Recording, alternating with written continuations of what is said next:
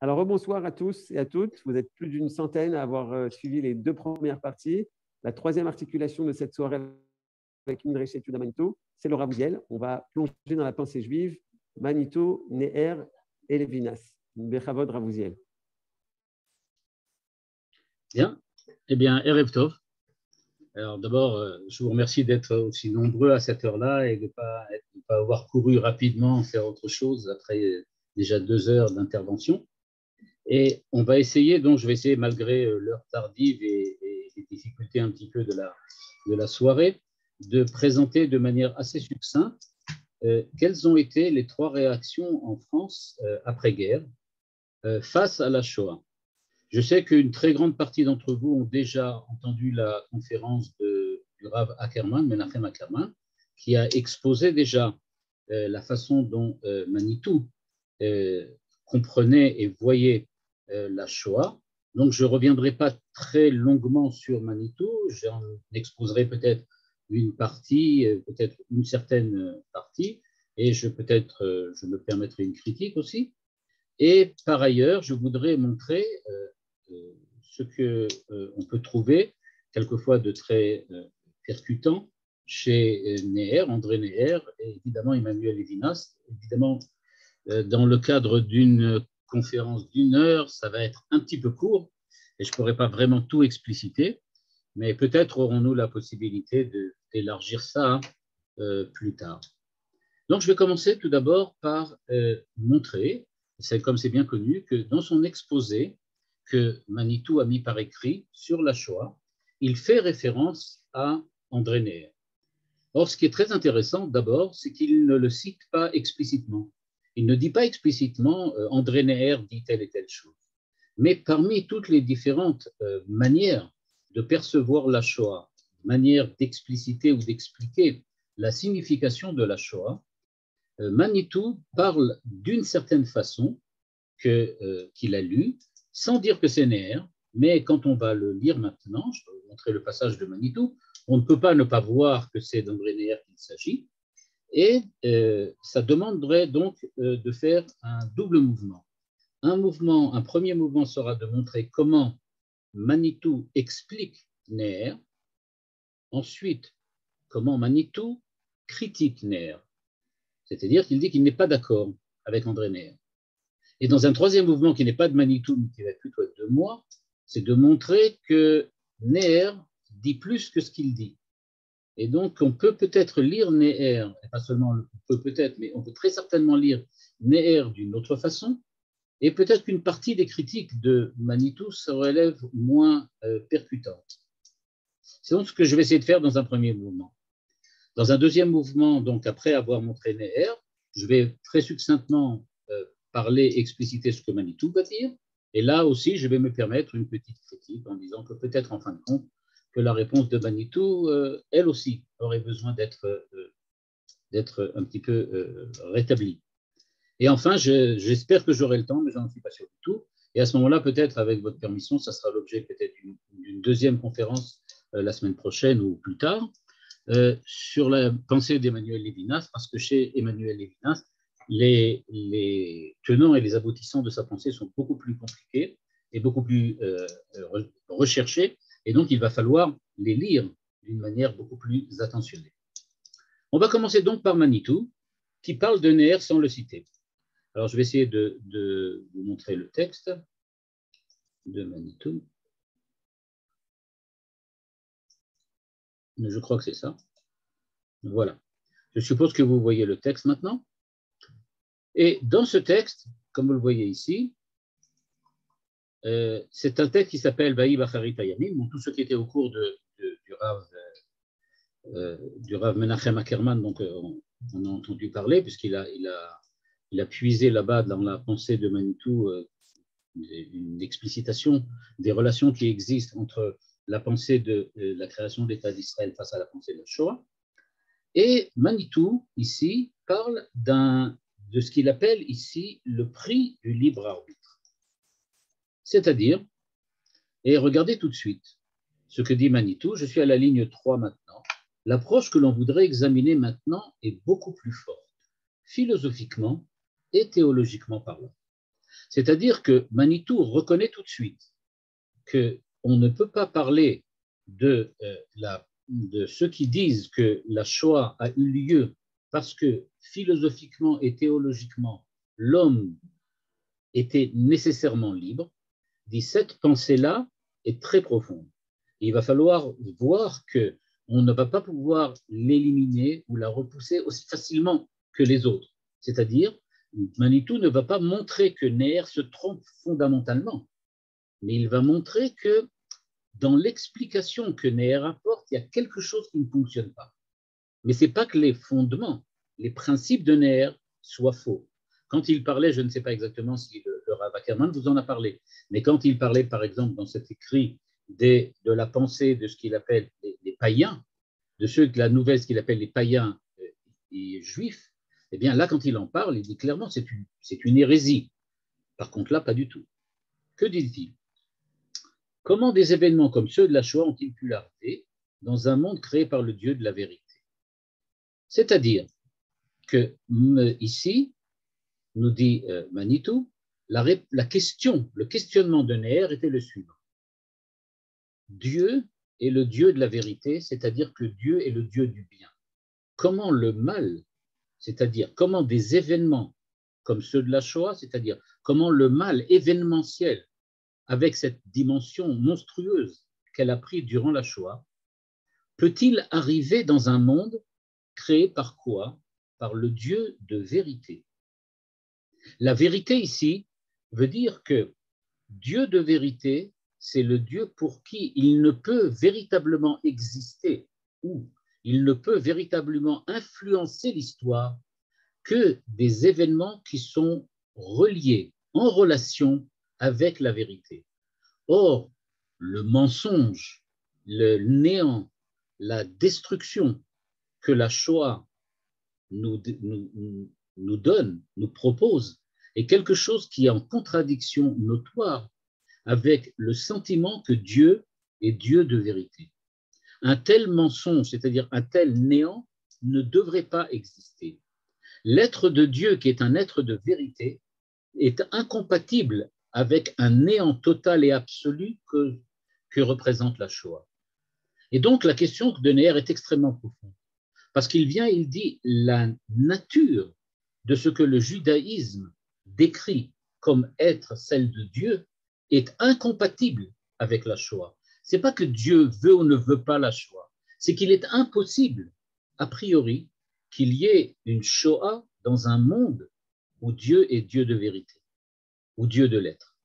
Comment le néant peut-il prendre position dans un monde où l'être, c'est-à-dire la réalité, doit être précisément présente et exister? Comment ce qui représente la mort, le néant, ou plutôt la nihilisation du monde, a-t-il pu intervenir dans l'histoire? Et donc, dit Neher, en tout cas Manitou tel qu'il le décrit, le Créateur a voulu un monde fondé sur le libre arbitre de l'homme. Il ne faut pas oublier, dit Neher, ou dit Manitou au nom de Neher, qu'en fait, ce qui s'est passé, c'est précisément parce que des hommes ont choisi de le faire. Et ces hommes qui ont choisi de le faire l'ont fait parce que Dieu a donné le libre arbitre à l'homme. Mais il ne lui a pas donné simplement comme ça parce qu'il avait le temps. Dieu a donné le libre arbitre à l'homme parce que, dit Manitou, le principe du libre arbitre est nécessaire.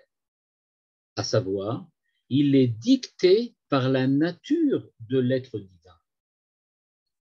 C'est la nature de Dieu même. C'est Dieu en tant que Dieu qui ne peut pas ne pas donner à l'homme le libre arbitre. Un petit peu comme ce que le Rav Kook explique quand il dit que la liberté de l'homme, ce n'est qu'une émanation moindre, minuscule de la liberté divine. Dieu est libre, complètement libre. Il fait ce qu'il veut. Tout ce qu'il fait correspond à une décision qu'il a prise librement. Et c'est ça ce qu'il a offert à l'homme en tant que Dieu. C'est le cadeau que Dieu offre à l'homme dans la création. Et donc, dit Manitou, à partir du moment où ce principe qui est fondamentalement juste, à savoir que Dieu a créé l'homme avec une liberté absolue parce que lui-même est absolument libre. Il dit c'est quelque chose qu'on ne peut plus remettre en cause. Et donc, dit-il, Dieu ayant néanmoins effectivement voulu créer un être qui lui fût extérieur, il était indispensable que cette créature méritât par ses actions le droit à l'existence. Dieu, en tant que créateur, a créé un être, l'homme. Or, cet homme doit pouvoir exister. Pour pouvoir exister, il ne faut surtout pas qu'il soit encore lié à Dieu, qu'il soit encore une conséquence des décisions divines. Il faut que l'homme puisse par lui-même mériter d'être ce qu'il est. Comment peut-il mériter d'exister, l'homme? Eh bien, tout simplement en choisissant de faire ce qu'il faut pour être digne aux yeux de Dieu de l'existence qui lui a été offerte. Et donc, ce que nous dit ici Manitou, c'est qu'on ne peut pas, et on sait quelle est l'importance de cette notion chez Manitou, on ne peut pas parler de création, c'est-à-dire d'un Dieu créateur, si on ne parle pas d'un homme libre. L'homme doit être libre parce qu'il est créature. S'il était une créature qui dépendait entièrement de la transcendance divine, et c'est-à-dire qu'il n'avait plus aucune possibilité de faire quoi que ce soit d'autre que ce que Dieu décide de faire, eh bien, ça ne serait pas une créature, ça serait tout simplement une partie de Dieu, une parcelle, une étincelle, tout ce qu'on peut imaginer. Mais en tout cas, ça ne serait pas une créature. Être une créature, ça veut dire être extérieur à Dieu, c'est-à-dire concurrencer Dieu, être autrement que Dieu, c'est-à-dire être libre comme Dieu. Et donc, nous dit Manitou, pour fonder l'acquisition de ce droit, le libre arbitre est absolument indispensable. Et donc, puisque le libre arbitre est absolument indispensable, eh bien, la responsabilité de l'homme est totalement impliquée dans chacune de ses actions. L'homme étant absolument libre, comme Dieu, il ne peut pas dire qu'il n'est pas responsable de ses actes. Telle est la condition à la création du monde selon ces penseurs pour qui le monde a réellement été créé par Dieu. On voit bien ici, dans cette phrase, Manitou insiste, je suis d'accord, plus ou moins, on va voir tout de suite pourquoi moins, je suis d'accord avec ce que dit Neher, parce que c'est oui ce qu'il faut penser de la notion de création. Maintenant, dans la partie qui est soulignée ici en jaune et en bleu, qui est devant vous, maintenant, il y a une conséquence que Neher, aux yeux de Manitou, a tirée de ce principe sur lequel Manitou est d'accord. Or, s'il en est ainsi, dit-il, c'est maintenant, il parle au nom de Neher, jusqu'à la fin des temps, Dieu va s'interdire, pour ainsi dire, d'intervenir dans l'histoire de ces créatures, et de là découle l'existence a priori de toutes les potentialités du mal. Si la liberté de l'homme signifie l'indépendance absolue de l'homme face au Créateur, c'est-à-dire que l'homme doit être responsable de ses actes, il doit donc en décider librement, il doit être libre. Ça veut dire que si on veut respecter la responsabilité humaine, eh bien, il faut respecter la liberté humaine. Et pour pouvoir, et parce qu'il doit respecter la liberté de l'homme, Dieu s'interdit d'intervenir dans l'histoire des créatures. C'est la conséquence que tire Neher, a priori, d'après tel que le montre Manitou, de ce principe de création sur lequel Manitou, évidemment, est tout à fait d'accord. Maintenant, c'est sur cette conséquence-là que Manitou émet un holà. Il la remue, il la résume, excusez-moi, en une phrase. Le concept de mérite fonde la nécessité du concept de libre arbitre, on l'a vu, et de cette façon, la porte est ouverte à la survenue d'événements tragiques comme la Shoah. C'est-à-dire que Dieu n'est pas intervenu pendant la Shoah parce qu'il a respecté la liberté de l'homme. Il fallait que l'homme soit libre, au prix de la Shoah. Au prix de la Shoah. Même si on peut en arriver à des événements aussi terribles que ceux de la Shoah, eh bien, le fait que l'homme doit être libre est une des implications nécessaires aux yeux de Neher de la création en tant que création. Et donc, Dieu n'intervient pas, l'homme est libre, même s'il fait des horreurs et des monstruosités. nous dit le Manitou, 26, ligne 26. Pardon, j'ai sauté le livre. Pour ces penseurs, ligne 22, pardon, seuls ceux qui ne sont pas conscients de l'importance du libre arbitre comme garantissant la signification de l'existence de l'homme ne parviennent pas de résoudre à la possibilité du mal. Pourquoi on s'insurge contre ce qui s'est passé à la Shoah? Parce qu'on pense que ce n'est pas possible qu'un homme puisse en arriver là. La réponse de Neher serait, pourquoi ce n'est pas possible? La liberté est absolue, même la liberté d'être un monstre, même la liberté d'être un nazi. C'est une liberté absolue. On peut être nazi. On peut. C'est le prix que Dieu paye. Il l'a fait dans sa création. Le mal absolu est l'autre race, l'autre extrémité de l'absolu du libre arbitre. Puisque le libre arbitre est 100% libre et absolu, alors le mal créé par le libre arbitre peut lui aussi être 100% mal, c'est-à-dire Shoah. Manitou conclut pour le moment dans cette explication. Cette explication présente une grande cohérence. Il convient de signaler que la plupart de ceux qui adhèrent ajoutent qu'elle n'est pourtant pas en mesure de rendre totalement compte de la part du mystère et d'incompréhensible qu'il y a dans cette licence donnée au mal. C'est-à-dire, dit Manitou, eux-mêmes, Neher lui-même, se pose la question et se dit, mais pourquoi Dieu était-il prêt à accepter un tel prix? Pourquoi? Quelle est la raison d'une telle chose? Il dit, ça, on ne sait pas. Ça reste mystérieux. Mais en tout cas, j'aurais pu dire, l'équation est simple. Il faut que l'homme soit libre, donc l'homme peut être un monstre, parce que c'est le prix de la liberté. Mais pourquoi Dieu a-t-il laissé une telle chose se faire? Pourquoi a-t-il accepté que cette monstruosité soit possible? Mystère, incompréhensible. Je voulais vous montrer un petit passage, je ne vais pas tout lire, un petit passage de Neher, dans lequel il parle précisément de la Shoah, et regardez ce qu'il dit. Il dit, oui, tout peut arriver, tout est possible. C'est ce que dit Neher. Tout peut arriver, tout est possible. Rien n'est trop horrible pour apparaître dans le monde et dans l'histoire, ni trop sublime pour s'accomplir dans la conscience et les actes. On a là la description exacte de ce qu'est la liberté. La liberté peut pousser l'homme au sublime avec la pensée, avec le désir de faire des choses positives. Donc, aussi bien dans la conscience que dans les actes, on peut en arriver au sublime, mais on peut aussi en arriver à tout ce qui peut être absolument horrible. L'univers est le champ infini du possible, une forge où chaque étincelle peut éclater à tout moment, où chaque artisanat peut créer une épée atomique, mais où aussi chaque désir, on l'a du côté positif, peut transformer chaque épée en paix.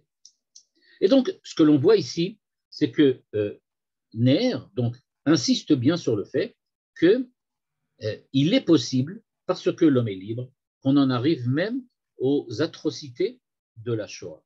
Et donc, la question, en fait, elle devient, je vais dire, un peu secondaire. Pourquoi la Shoah? De la même manière que tout peut arriver, et la Shoah aussi, ça peut arriver. Il n'y a rien de particulier à la Shoah. La Shoah, ce n'est pas autre chose que le résultat du libre arbitre de l'homme.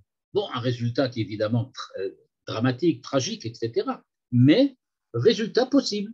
De la même manière qu'on peut inventer le football, ou qu'on peut inventer la littérature ou la philosophie, on peut inventer le nazisme. C'est possible. Ça fait partie de la liberté humaine. Maintenant, Manitou se mesure à cette idée-là, à cette idée de Neher. Et il commence tout d'abord par en faire une petite critique, puis après ça, il va approfondir.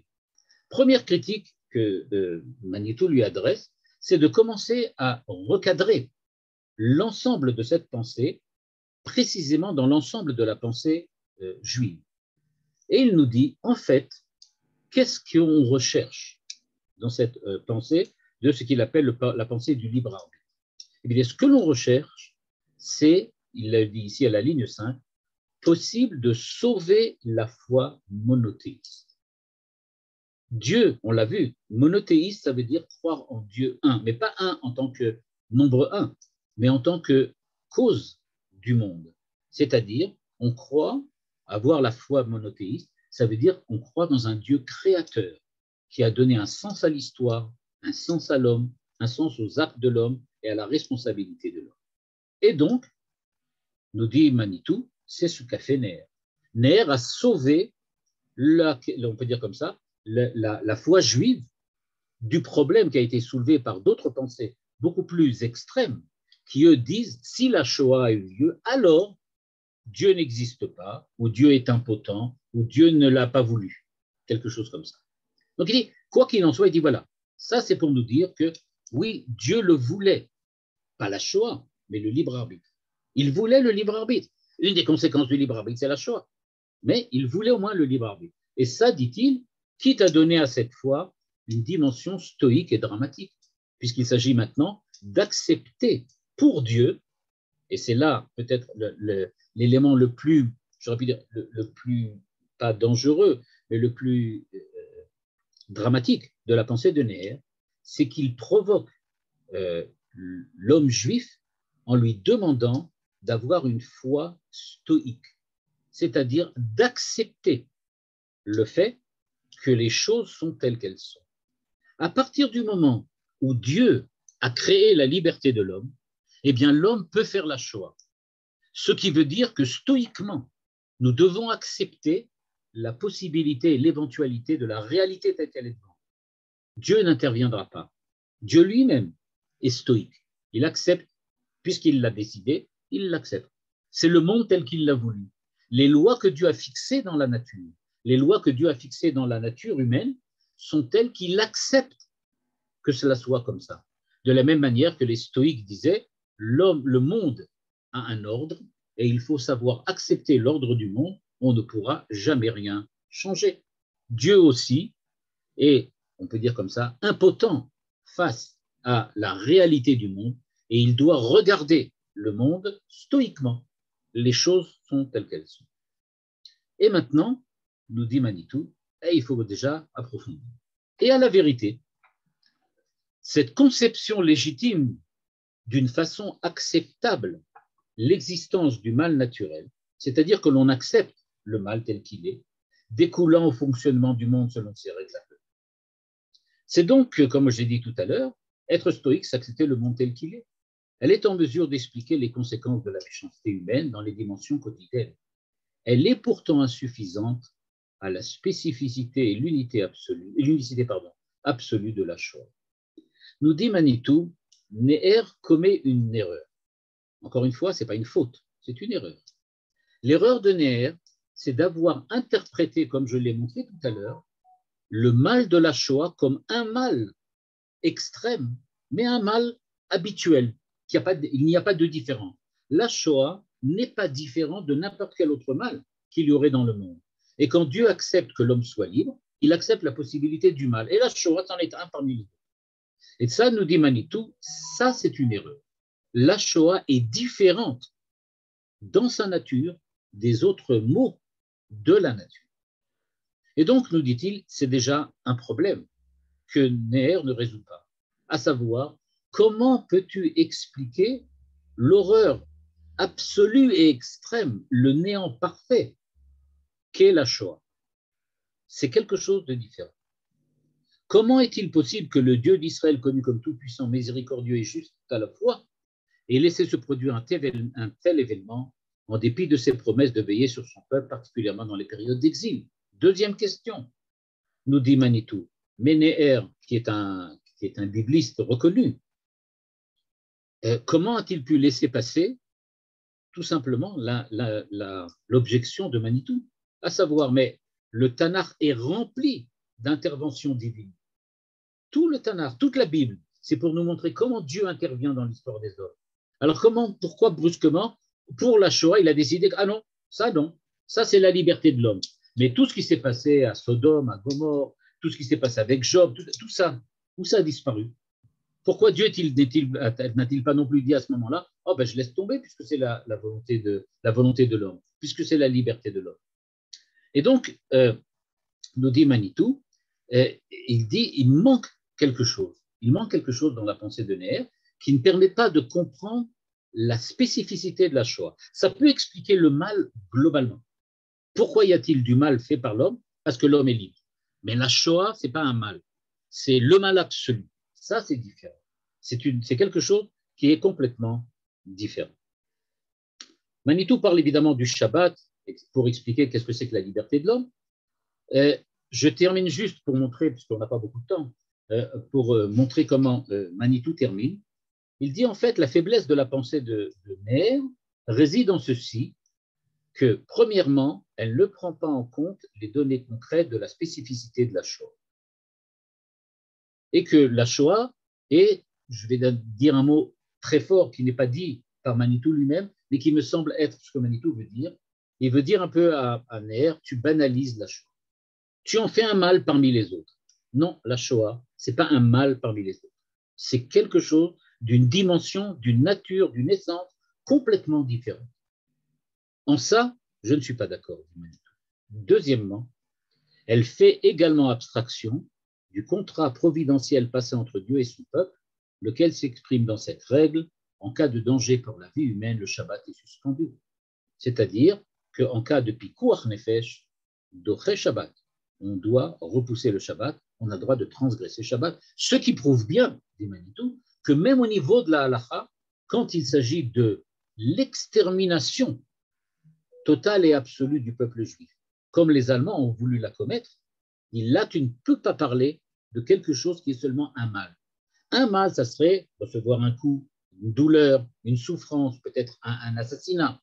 Mais la destruction totale et absolue de l'être d'Israël en tant qu'être, ça, tu ne peux pas l'appeler comme un mal. C'est quelque chose qui dépasse très, très, très largement la dimension du mal courant, quotidien, comme disait Manitou. Et donc, dit-il, je n'accepte pas cette pensée d'expliciter la Shoah comme découlant de la liberté humaine.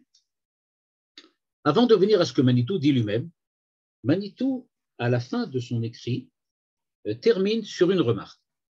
C'est-à-dire, après qu'il ait expliqué toutes les pensées différentes sur la Shoah qu'il a exposées, celles que vous avez entendues avec le Rav Menachem Ackerman, et celle de maintenant d'André Neher, que je vous ai montré telle que l'a lu Manitou, il arrive à la fin de son texte et il expose sa propre pensée, puis il termine avec une petite remarque en disant « Il y a quelque chose de nouveau que j'ai oublié ». Et je vais vous amener, là je saute un petit peu le passage, c'est ce qu'il appelle le modèle du silence, une deuxième pensée. Et il se trouve, vous allez le voir, que c'est aussi Neher. C'est encore une fois Neher, mais pas seulement. Mais c'est aussi une pensée qu'on retrouve chez Neher, et je vous montrerai tout à l'heure comment Neher, en fait, arrive à lier ces deux éléments. D'une part, le fait que l'homme est libre, d'autre part, qu'il y a une notion du silence. Et qu'est-ce que c'est que ce modèle du silence? Il ramène la pensée de M. Pelli, qui est un chercheur, Pinchas Pelli, qui a essayé qui a mis à la recherche du discours religieux sur la Shoah, etc. Il a exposé plus ou moins les mêmes idées que Manitou. Il n'a pas cité Manitou parce qu'il ne le connaissait pas. Puis il termine en disant la chose suivante.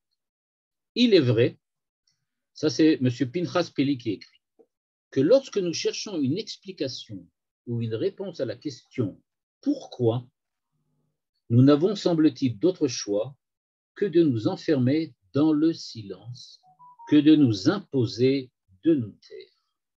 C'est ce que M. Pelli dit. M. Pinchas Pelli nous dit il y a des choses devant lesquelles on se tait. Il n'y a pas d'explication. On ne peut pas trouver d'explication. Il n'y en a pas. Et donc, nous dit-il, nous n'avons pas le choix que de nous enfermer dans le silence. Pourtant, dit M. Pelli, comme la Shoah, comme événement concret, est une expérience persistante qui continue d'agir aujourd'hui encore dans nos vies, et nous ne pouvons pas l'occulter ou la brouiller par le mutisme. C'est-à-dire que M. Pelli est tout à fait conscient que, d'une part, devant l'horreur, devant la monstruosité de la Shoah, je ne sais pas quoi dire. Je suis complètement enfermé dans un mutisme absolu. Mais malgré tout, je ne peux pas ne rien dire. Ce n'est pas possible. En tant que juif, on ne peut pas. Nous n'avons d'autre possibilité que d'atteindre à ces strates du discours qui nous permettent de répondre à la question quoi, à savoir, qu'est-il arrivé dans la Shoah? Comment est-il possible de la décrire ainsi dans la sphère métaphysique et religieuse, au-delà du langage de la statistique, l'histoire, la sociologie, la politique? C'est-à-dire, nous dit en fait Pinchas Pelli, je termine toutes ces explications religieuses, théologiques sur la Shoah par une question. A priori, on ne peut rien en dire. Ça dépasse la parole, ça dépasse la pensée. On est dans le monde de l'absolu silence. Mais si on est dans le monde du silence, on ne peut pas y rester parce qu'on est nécessairement poussé par un désir véritablement viscéral d'expliquer. Alors, qu'est-ce qu'on fait?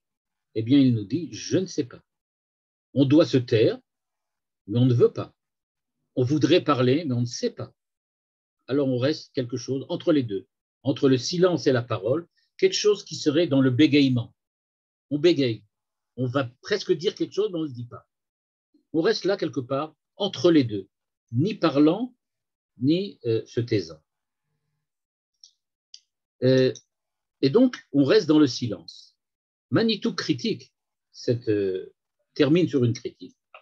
Et il dit de la ligne 19 à 25, il me semble que le motif d'une recherche d'un discours religieux sur la Shoah découle d'une volonté de nier toute culpabilité du peuple juif, et je m'associe à cette position. C'est-à-dire que Pinchas Pelli ne veut pas dire qu'il y ait une quelconque responsabilité d'Israël à ce qui lui est arrivé. Et donc, puisqu'il ne peut pas le dire, il ne peut pas dire que c'est à cause de la faute d'Israël, comme vous l'avez vu avec le Rav Menachem Ackerman. On ne peut pas dire que c'est parce que Dieu voulait créer l'État d'Israël. On ne peut pas dire que c'est parce que le sionisme approuve. On ne peut pas dire tout ça. Il n'y a pas d'explication. Donc, on reste sans voix. Mais d'un autre côté, on voudrait donner une explication, mais évidemment, pas une explication donc on appelle ça, qui dirait qu'Israël est responsable de ce qui lui est arrivé. Mais il nous dit Manitou, en imposant à l'homme le silence, Pinchas Pelli fait quelque chose de beaucoup plus grave. Parce que, dit-il, ligne 21, cette approche tend à transférer la culpabilité que l'on ne veut pas attribuer à l'homme, on veut la transférer dans un silence grondant sur Dieu lui-même. C'est-à-dire, dit-il, Pinchas Pelli, et on va le voir après que ça a quelque chose à voir aussi avec André Neher, Pinchas Pelli, en fait, nous dit, pourquoi on se tait nous? Eh bien, on se tait nous parce qu'en fait, on a une colère bouillonnante en nous contre Dieu. En fait, on se tait parce qu'on dit, je ne vois pas comment je peux expliquer ce que toi, Dieu, tu as permis. Comment toi, Dieu, tu as pu laisser faire une chose pareille? J'ai aucun mot qui puisse me permettre d'expliciter comment une telle chose est possible. Et puisque je ne peux pas l'expliquer, je me tais. Mais c'est simplement pour dire combien moi, je suis fondamentalement mécontent de la façon dont tu as géré la Seconde Guerre mondiale. Et donc, dit Manitou, ceci est peut-être la tragédie des croyants qui, pour des raisons qui leur appartiennent, ne peuvent que continuer à croire en dépit de tout. C'est-à-dire, malgré toute la colère que j'ai contre Dieu, je continue à croire. C'est-à-dire, je continue à accepter la tutelle divine, je continue à respecter les mitzvot, la Torah, ce que Dieu m'a demandé, mais je le fais avec une telle colère et une telle négativité que c'est bien clair dans ma manière d'être, que je considère Dieu comme responsable de ce qui s'est passé. C'est ça le silence de Pinchas Pelli. Il me paraît, néanmoins, dit Manitou, qu'il y a dans l'article de Pinchas Pelli une sincère recherche de réponse, c'est-à-dire qu'évidemment, peut-être que Pinchas Pelli n'en était pas tout à fait conscient. J'espère que mon article fournira des pistes de réflexion alternatives. C'est la pensée de Manitou elle-même qui est évidemment différente de ce que Pinchas Pelli a écrit. Et vous l'avez vu, c'est le fait que Manitou pense que quand on a dépassé le moment où Dieu est prêt à libérer Israël, mais que nous refusons d'être libérés, eh bien, Dieu arrête d'avoir une hashgacha, une providence divine, comme il l'avait durant le temps de l'exil, et à ce moment-là, tout peut arriver malheureusement, même quelque chose comme la Shoah. Sans rentrer maintenant dans la pensée de Manitou, dont vous voyez très clairement qu'elle relève, elle aussi, d'un certain nombre de critiques qu'il a lui-même données à la pensée de Neher, je voudrais essayer peut-être maintenant d'expliciter d'une façon un petit peu différente ce que veut dire en fait Neher. C'est-à-dire que quand nous voyons la manière dont Manitou décrit la pensée de Neher, alors on a vraiment l'impression, et à juste titre, que bon, il s'agit d'un problème de la liberté, d'un schéma sur la liberté, et que ce schéma, qui semble légitime, mais à juste titre, Manitou lui reproche de ne pas être capable de tenir compte du fait que la Shoah est quelque chose de complètement différent que les autres mots que l'on peut trouver dans la réalité. Pourtant, si maintenant on regarde ce que Neher lui-même a écrit, alors il faut voir que les choses sont moins simples que cela. C'est-à-dire pas c'est moins simple, mais en tout cas sont un petit peu différentes. Et ce que je voudrais montrer maintenant. En fait, Neher a écrit un recueil, un livre entier sur la Shoah. Dans ce livre sur la Shoah, qu'il appelait de Job à Auschwitz, il veut parler et il veut montrer qu'il existe un rapport et une relation entre l'existence de l'homme et le silence. Il va parler dans ce livre, Neher, du silence de Dieu et du silence de l'homme. Regardez bien, le silence de Dieu, ce qui nous semble être ce qui s'est passé durant la Shoah, à savoir Dieu n'est pas intervenu, Dieu était silencieux, et d'autre part, il y a le silence de l'homme face à la Shoah. Donc on retrouve chez Neher, justement dans ce livre, un peu de ce qu'on a vu chez Pinchas Peli, à savoir cette notion de silence, développée, on va le voir, beaucoup plus que chez Pinchas Peli. Mais ce que l'on voit aussi, c'est que ça a un rapport avec ce que Neher a écrit par ailleurs sur la liberté. En effet, Neher remonte très très haut. C'est-à-dire qu'en fait, il nous dit, c'est vrai que devant le mal, il y a un silence de l'homme, mais un silence de stupeur. C'est-à-dire que pourquoi l'homme se tait face au mal? Pourquoi l'homme est-il rentré dans le mutisme face à la Shoah? C'est parce que l'on découvre avec stupeur l'énorme, j'aurais pu dire le gigantisme de l'horreur de la Shoah. Mais Neher pense que justement ce silence peut devenir le lieu d'une genèse, Bereshit, d'un renouveau où l'homme va pouvoir se découvrir dans ses dernières dimensions. C'est-à-dire que pour Neher, le silence de la stupeur face au mal, face à la Shoah, peut-être le silence de Pinchas Peli, est récupérable, en ce sens qu'il peut être la porte qui va s'ouvrir sur une nouvelle dimension de l'homme en tant qu'homme. Et Neher d'affirmer que quand on parle de silence, c'est à la fois le silence de Dieu et le silence de l'homme. Et que c'est justement à travers ce silence que l'homme et Dieu vont se découvrir différemment, autrement que ce qu'ils étaient au départ. C'est-à-dire que cette dimension du silence, pour Neher, modifie complètement l'attitude religieuse auquel on était habitué. Pour nous, je vais peut-être dire ça comme ça, mais la Torah, le juif, l'attitude religieuse juive, c'est une immense logorée. On parle, on parle, on parle, on parle. On est tout le temps dans la parole, on est tout le temps dans l'explication, on est tout le temps dans le commentaire. Eh bien, nous dit Neher, c'est vrai, il y a des commentaires. C'est vrai qu'il y a de l'herméneutique, la Torah chez Birtav, la Torah chez Béalpé, la Gemara, la Mishnah, le Midrash, le Zohar, et j'en passe. C'est vrai, c'est une infinie logorée. On n'arrête pas de parler. Mais il y a une dimension de silence qui, elle, est parfois plus importante que tout ce que l'on peut dire. Et c'est dans cette dimension de silence que véritablement vont se créer des hommes nouveaux ou un homme d'une dimension nouvelle. Et donc, il faut savoir, parce qu'on est affronté au silence, il faut savoir en tant que religieux quitter la zone lumineuse de la parole et rentrer maintenant dans un monde de la déconcertation, dans lequel tout nous déconcerte. je vais essayer d'expliciter un petit peu plus. Tant qu'on parle, on explique. Tant qu'on explique, il y a des raisons. Vous l'avez vu dans le cours, vous l'avez entendu, pardon, dans le cours du Rav Menachem Ackerman, il y a de la causalité. On parle les choses. La Shoah est arrivée parce que A, et A est arrivé parce que B, et B est arrivé parce que C. Donc, il y a une certaine forme de causalité.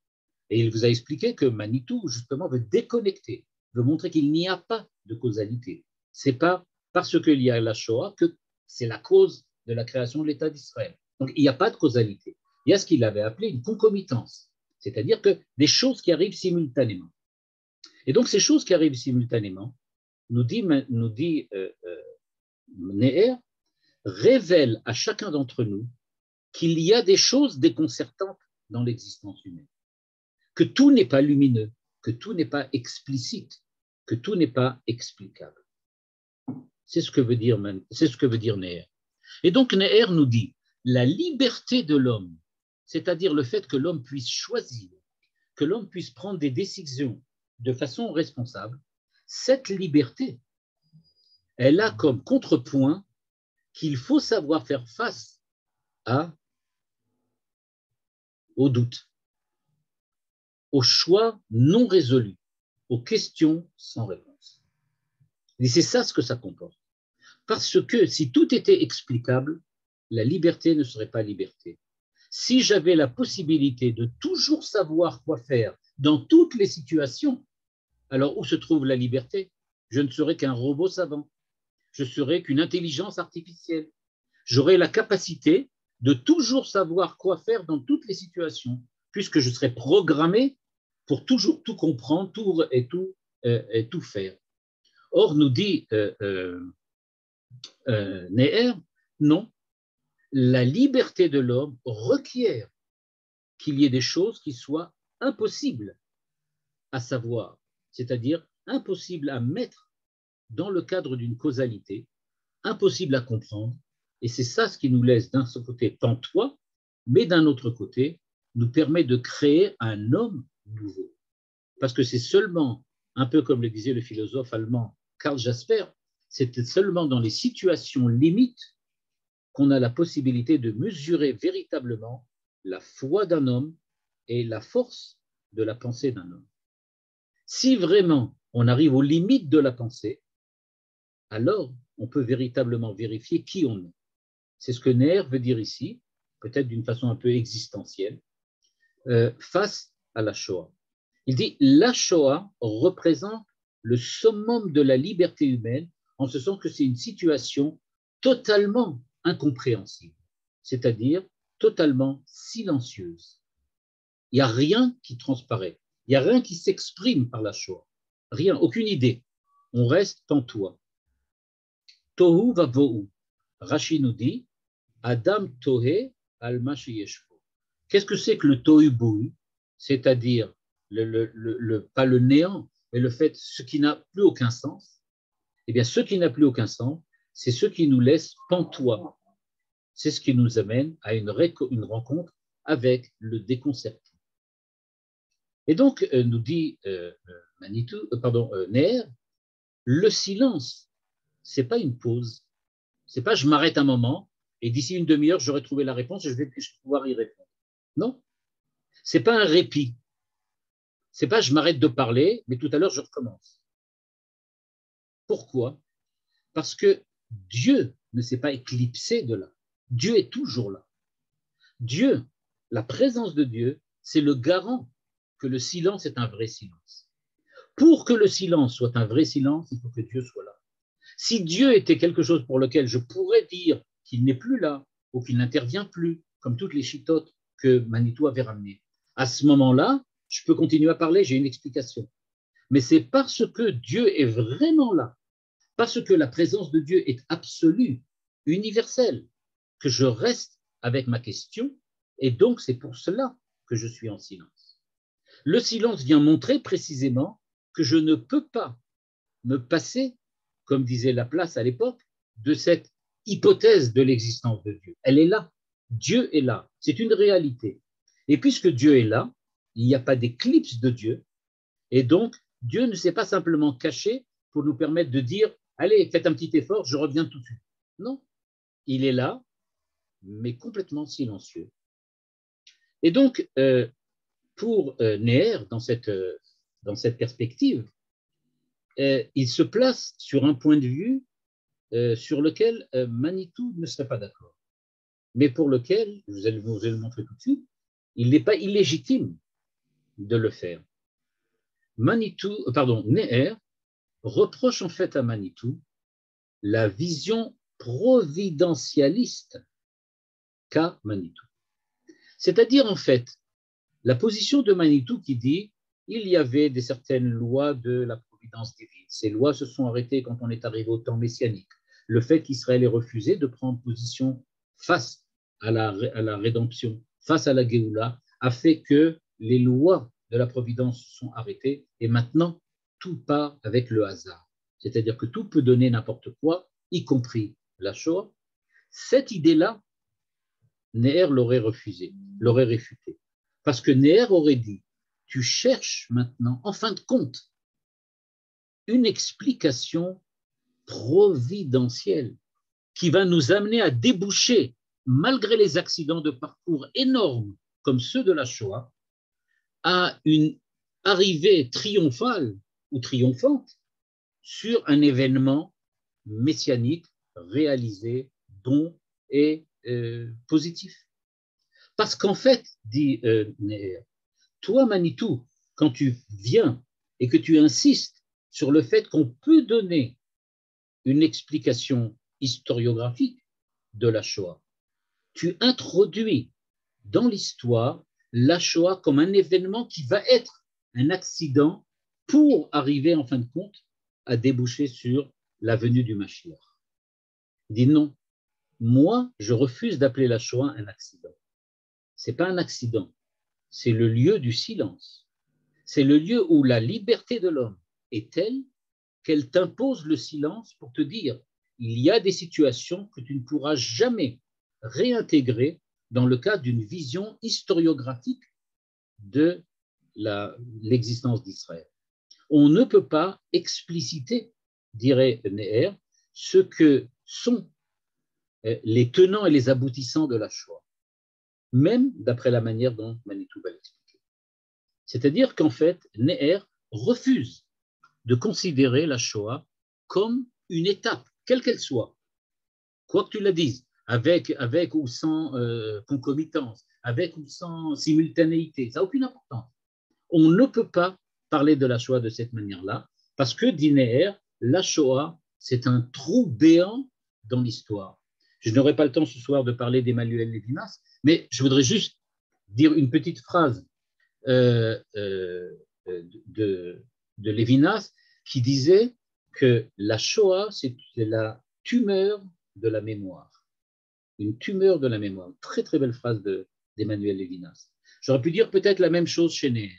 C'est peut-être pas la tumeur de la mémoire pour Neher, mais c'est très certainement un trou béant dans l'histoire. Quelque chose qui nous impose un silence.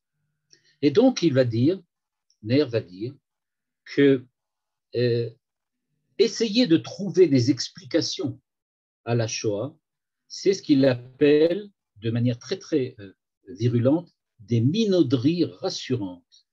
Minauderies rassurantes. On essaye de donner une explication. Okay. C'est des minauderies rassurantes.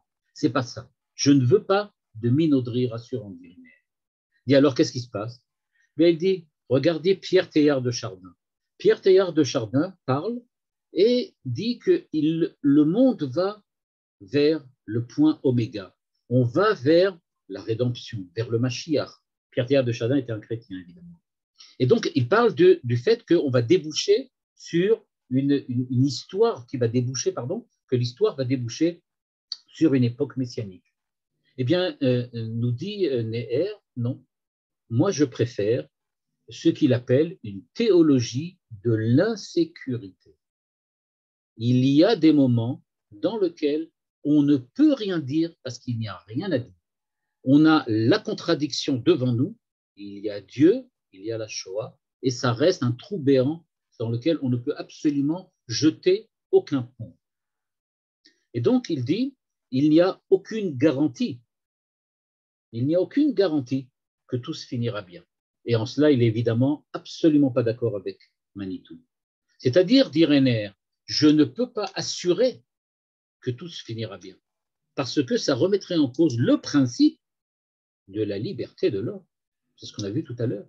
Le principe de la liberté de l'homme, c'est que Dieu peut dire, vous avez raté l'histoire. Vous avez raté l'histoire. Je vous ai donné la liberté, je vous ai donné la responsabilité, et vous avez raté ce qu'il fallait faire. C'est ce que pense Néer. Et donc, il nous dit, il y a un risque absolu qui peut être mortel. Il n'y a aucune garantie que ça se finira bien. Et donc, dit-il, même si on peut dans certains cas interpréter, ça c'est possible, le silence des vins comme providentiel, comme le fait Manitou, comme l'ont fait tous les autres, dont on a vu les explications, que vous avez vu les explications avec le Rav Menachem Ackerman. Eh bien, il nous dit, en fait, par exemple, regardez Job. Et c'est cela l'élément essentiel de son exégèse biblique dans ce livre qui s'appelle De Job à Auschwitz, dans lequel Néer dit, regardez Job, a priori, tout va bien. Dieu l'a mis à l'épreuve, il lui a tué sa femme, ses femmes, ses enfants, etc., etc., etc., et il l'a rendu pauvre et malade, etc., et il est resté, malgré tout, il a gardé sa foi en Dieu, et grâce à cela, il s'est remarié, et il a eu d'autres enfants, il a récupéré ses richesses, etc. Et Néer de dire, non, il n'a pas récupéré ce qu'il avait avant. Les enfants qu'il avait sont morts, ça c'est sûr, il en a d'autres, mais ce n'est pas les mêmes. Et les femmes qu'il avait, c'en est d'autres, mais ce n'est pas la même. C'est-à-dire, on ne récupère pas jamais, on ne récupère jamais le passé. On peut, la finalité, la providence, nous dit Néer, la providence, ça rend peut-être la vie plus facile, mais il n'en demeure pas moins que le silence biblique, c'est-à-dire pour lui, le silence de l'histoire, est un silence tragique et pas dramatique, selon la définition de Manitou. À savoir, tragique parce que la fin est peut-être mauvaise. Dramatique, ça veut dire que c'est momentanément mauvais, mais qu'on va y arriver, qu'on va ensuite arriver à récupérer le tout. Donc, pour arriver à tout arranger. Eh bien, dirait Néer, non. Non. Il n'y a aucune garantie. Il y a un certain choix. La semaine dernière, ou il y a 2 semaines, je ne sais plus, il y avait un Rav, le Rav Stav, David Stav, qui est le Rav de l'institution qui s'appelle Tsoar, une institution rabbinique.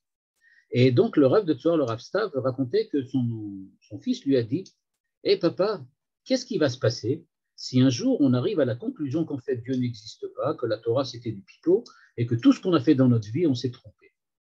Qu'est-ce qu'on va dire à ce moment-là » Et il a répondu à la manière de Néer, en disant, et alors, qu'est-ce que ça change? C'est-à-dire que on doit accepter le fait, et c'est en cela que Manitou a raison de dire que c'est une position stoïque, c'est-à-dire on doit accepter qu'il y a des choses qu'on ne peut pas changer, ce que les stoïciens appelaient l'ordre, et ce que Néer appelle les raisons du silence, c'est-à-dire qu'il y a des choses qui nous forcent à nous taire, et on n'a pas la possibilité de les transformer. Et donc, nous dit-il, le silence, ça devient donc un lieu dans lequel, d'une part, Dieu a choisi de faire comme si il n'avait rien vu, rien entendu, comme s'il avait oublié qu'il avait dit qu'il devait nous protéger. C'est vrai. Et nous devons faire comme si nous ne savions pas que Dieu était là, que Dieu était présent, et que Dieu était là, et qu'il avait la providence. C'est comme ça. On vit dans un monde dans lequel le silence est quelque chose qui nous relie, nous et Dieu. Dieu fait comme s'il n'a pas entendu, et Dieu et nous faisons comme si on ne savait pas que Dieu était là. Mais oui, évidemment, Dieu était là. Alors on dit, on a l'impression que ça s'est produit comme ça. Non, ça ne s'est pas produit comme ça. Ça s'est produit quand Dieu était là. Et alors comment ça marche? C'est ça le silence. Et donc, ce n'est pas l'homme qui est responsable. On ne doit pas chercher la culpabilité de l'homme, mais comme disait Néer, c'est la responsabilité de l'homme qui se fonde sur la possibilité même de ce qui n'est pas résolvable. Et donc, je m'arrêterai là pour le moment. Peut-être que la prochaine fois, je ramènerai peut-être dans le cours suivant la pensée d'Emmanuel Levinas. Ici, en fait, Neher nous propose, on va dire de cette façon-là, pour résumer, une position existentialiste dans laquelle la possibilité du mal est ce qui fonde en fait la liberté de l'homme, et que la seule réaction saine possible de l'homme face au fait que la réalité même de ses choix et de sa liberté est précisément mise en relation avec le mal, et que la seule chose qu'il puisse faire, c'est parfois, devant des événements insupportables, de se taire. Voilà, donc je m'excuse, je n'ai pas pu parler d'Emmanuel Levinas, et si vous êtes d'accord, la prochaine fois, dans le prochain cours, je présenterai comment Emmanuel Levinas parle de la Shoah, dans un texte aussi sur lequel il lui a consacré, et qui s'appelle, on le verra si vous êtes d'accord, La souffrance inutile, dans lequel il va développer précisément une pensée différente de celle de Manitou, mais qui n'est pas sans relation avec certaines des idées que Manitou a exposées dans le texte que nous venons de lire. Si vous avez des questions.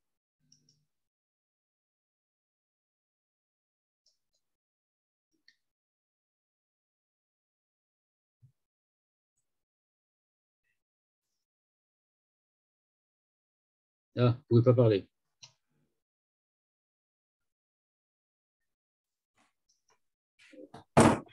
Ah, ça y est.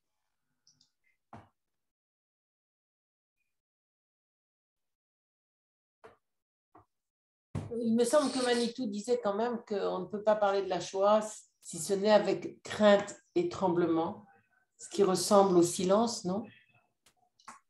Crainte et tremblement, c'est évidemment une allusion à Kierkegaard. C'est une allusion à Kierkegaard, puisque c'est le titre d'un livre de Kierkegaard. Mais je pense que c'est différent. Avec crainte et tremblement, c'est pour, je vais dire de cette façon-là, c'est pour appuyer la spécificité de la Shoah par rapport aux autres formes de mal que l'on a connues jusqu'à présent. C'est ça qu'il veut surtout dire. Par contre, le silence de Neher est différent. Lui, il s'agit d'une espèce de ce que dit Manitou en disant une espèce de position stoïque dans laquelle l'homme reste sans voix et accepte de ne rien dire.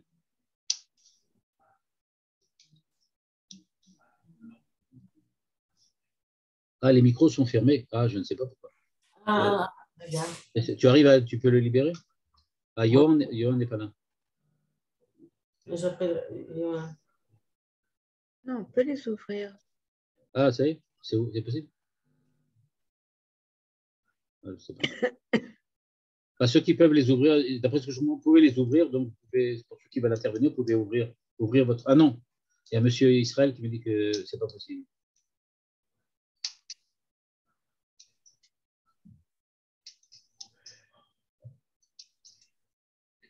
Pour la possibilité, peut-être ceux qui veulent, ils peuvent, en attendant qu'on réouvre les micros, vous pouvez envoyer un message peut-être sur le chat, je peux répondre. Et il y a quelqu'un qui a envoyé de répondre, j'ai répondu pendant le truc. Est-ce que c'est une condition de la liberté? Oui, c'est ce que j'avais expliqué. Et c'est ce que dit Maurice Blanchot, le silence fait oui. Ça rappelle un peu ce que dit Maurice Blanchot, oui, c'est vrai.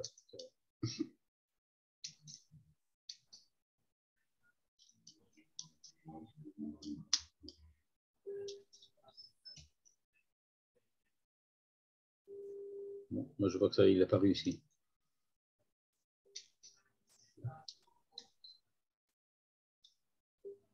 Bon, alors je vous dirais tout simplement de ceux qui ont des questions de les noter.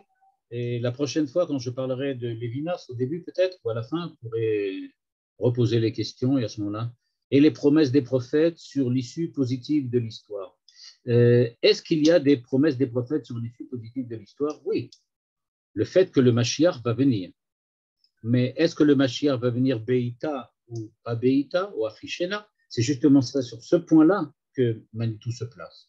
Sur ce point-là que Manitou se place, alors que Neher, lui, veut dire que même si il y a une promesse que ça peut bien se finir, il n'en demeure pas moins qu'il restera toujours des poches de néant, des poches de néantisation durant l'histoire. Peut-être qu'à la fin, il y aura une fin positive, mais on ne peut pas la garantir. On ne sait pas comment elle va y arriver. Et il se peut très bien que ça arrivera simplement par l'intervention divine, comme par exemple certains penseurs ou certains commentaires qui disent que le troisième Beth Amikdash sera reconstruit par Dieu lui-même. C'est-à-dire que Dieu lui-même finira l'histoire. C'est lui, en fait, qui va créer une nouvelle histoire, parce que nous aurons raté la nôtre. C'est peut-être ça la possibilité. Est-ce que ça veut dire que peut-être l'histoire n'a aucun sens? L'histoire a un sens au contraire. C'est-à-dire que, je vais dire quelque chose de paradoxal, mais c'est pour simplement essayer d'appuyer ce que dit Néer. C'est-à-dire que l'histoire n'a aucun sens si le sens de l'histoire est déjà fixé à l'avance. Quand est-ce qu'elle prend vraiment sens? C'est quand il y a des possibilités qu'elle rate. C'est ce que dit Néer.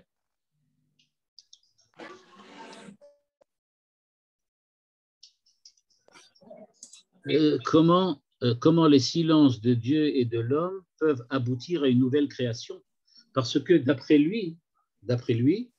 Néer, le fait que l'homme est mis face à des situations limites fait qu'il doit rechercher de nouvelles relations avec la façon dont il perçoit Dieu, et c'est ça qui crée l'homme nouveau, et donc une manière de percevoir Dieu nouvelle. C'est ça ce que veut dire Néer.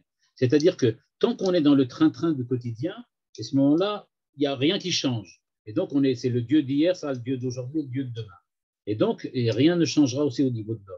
L'homme peut véritablement évoluer que si véritablement il cherche quelque chose d'autre qui n'avait aucune possibilité d'être jusqu'à maintenant.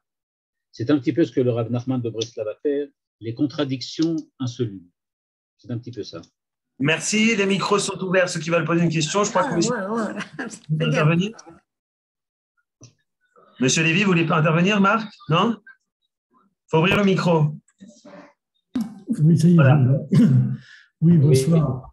Bonsoir. Oui, j'ai crainte et tremblement parce que c'est une remise en cause que fait André Néer de tout le sens du message de la Torah. Si le cri qui fait que Dieu se décide d'intervenir en Égypte, on est sur ce modèle-là. Alors, je suis complètement déstabilisé en entendant le développement sur Néer qui finalement voit un sens tragique dans l'histoire, alors que je pensais que ce n'était que dramatique. Je suis d'accord. C'est effectivement là-dessus, sur ce point-là, que Manitou ne serait pas d'accord. Donc il dit il y a du dramatique, mais pas du tragique. Or, véritablement et délibérément, Néer pense qu'il y a une possibilité de tragique. Il y a une possibilité de tragique. C'était la manière dont il le percevait. C'est comme ça qu'il comprenait en fait la Shoah, parce qu'il voulait préserver la liberté de l'homme. Ça aussi, c'est existentiel, évidemment. En pouvoir protéger la liberté de l'homme, on est obligé d'admettre qu'il peut avoir du tragique. C'est-à-dire que l'homme rate, que le mal soit, que la Shoah existe. On est obligé d'admettre tout ça. Et donc, il y a le silence face à la réalité qui dépasse malheureusement ce qu'on aurait pu imaginer, ce qu'on n'aurait jamais pu imaginer qu'il puisse arriver. Est-ce qu'on peut penser que c'est le silence de l'exil? Le silence de l'exil? Oui. Parce qu'on est en exil, c'est le silence de Dieu. Oui. Je vais vous donner un exemple, quelque chose tout ça pour montrer la légitimité peut-être de la pensée de Néer, même si je sais qu'elle n'est pas elle n'est pas, disons comme ça, très populaire dans le milieu, comme on dit chez nous. Je vais vous donner un exemple. Nous lisons les livres de Yeshayahu, les livres de Yirmiyahu, et tout le Tanakh. Et quand on lit une voix, une prophétie concernant Israël à l'époque de la Géoula, à l'époque de la rédemption, alors on prend les versets, on les interprète, on dit regardez, voilà, c'est ce qui va se passer quand Dieu va venir et va créer et va reconstruire le troisième temple, que l'homme va construire le troisième temple et qu'on va être sauvé par Dieu, etc., etc. Mais j'avais entendu une fois une très belle phrase, un très bel enseignement du Rav Yoel Ben-Nun, qui nous avait posé la question suivante. Ce verset existait-il à l'époque du Second Temple? Ben oui, à l'époque du Second Temple, ils avaient aussi le livre de Yeshayahu, ils avaient aussi le livre de Yirmiyahu, ils avaient toutes les prophéties. Et alors, comment les lisait-il? Eh bien, il les lisait en disant que ce qui est écrit dans les livres prophétiques s'est réalisé déjà avec la construction du second temple, ni plus ni moins. C'est-à-dire, en fait, que durant toute la période qui va du début du second temple à la fin du second temple, on lisait le Tanakh en étant absolument persuadé que toutes les prophéties qui parlaient de la présence de Dieu, du Beth Amikdash, qui parlaient de la force d'Israël, etc., c'était des passages qui parlaient d'eux-mêmes et pas de quelqu'un qui va venir dans 100 ou 200 ans. C'est-à-dire, nous dirait Néer, que pour ceux qui les ont lus, ils étaient persuadés que la fin sera bonne et que eux, ils sont cette fin-là, cette finalité. Or, qu'est-ce qui s'est avéré? Qu'ils avaient tort. Donc maintenant, quand on pose la question, et qu'est-ce que vous faites, monsieur Néer, de tous les textes qui disent que tout va bien se finir? Ben, il répondrait, vous êtes encore au temps du second temple. Mais non, puisqu'on est encore là, voyons. On ne peut pas dire que la même chose pour l'État d'Israël.